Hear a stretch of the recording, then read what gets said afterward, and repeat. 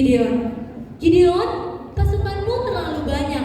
Aku tidak ingin bangsa Israel bermegah-megahkan diri terhadap aku. Aku tidak ingin bangsa Israel menganggap kemenangan itu karena kehebatan dia, karena kekuatan dia. Kemudian Tuhan berkata kepada Gideon, kurangilah pasukanmu. Suruhlah mereka yang takut pulang dari tempat itu. Kemudian Gideon menyuruh pasukannya itu untuk pulang dari tempat itu. Gideon berkata, hai pasukan-pasukanku, siapa di antara kalian yang takut? Kalian boleh pulang dari tempat ini. Kemudian 22 orang pulang dari tempat itu.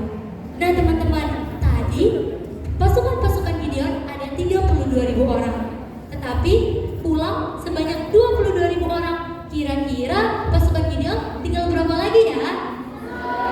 Ya, benar sekali, tinggal 10.000 orang. Tetapi Tuhan berkata kepada Gideon, pasukanmu masih terlalu banyak, suruhlah mereka turun untuk minum air sungai. Kemudian Gideon menyuruh pasukannya itu untuk turun ke sungai. Gideon berkata, wahai para pasukan-pasukanku, turunlah ke sungai dan minumlah air sungai itu.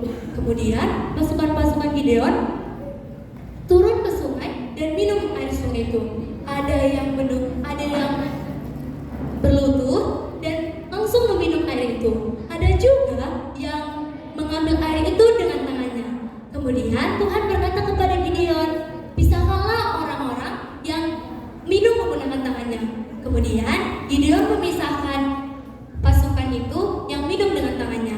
Jadi pasukan Gideon hanya tersisa 300 orang saja teman-teman. Sudah sedikit bukan?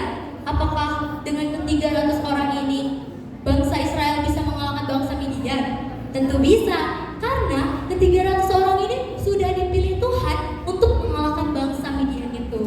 Kemudian Tuhan berkata kepada Gideon, turunlah ke perkemahan orang Midian itu, dan jika engkau takut, engkau boleh mengajak pura bujangmu bersama-sama turun ke dalam perkemahan itu.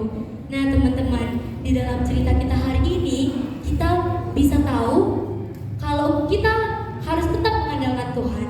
Dari cerita kita hari ini, kita tidak boleh mengandalkan kekuatan kita sendiri. Kita harus tetap mengandalkan Tuhan. Jadi, aku ingin mengajak teman-teman semua untuk tetap mengandalkan Tuhan dan tetap percaya kepada Tuhan. Teman-teman, di sini kita sedang berusaha untuk mencapai cita-cita kita. Jadi, di dalam kita berusaha, kita harus tetap percaya kepada Tuhan dan harus mengandalkan Tuhan untuk meraih cita-cita kita. Mungkin dari teman-teman ada yang menjadi dokter, menjadi guru, menjadi pilot. Tetapi kita harus tetap percaya kepada Tuhan dan mengandalkan Tuhan. Jadi, demikianlah cerita kita hari ini. Semoga cerita pada hari ini bisa menjadi pedoman untuk diri kita, bisa kita terapkan dalam keseharian kita untuk tetap mengandalkan Tuhan. Jadi, itu saja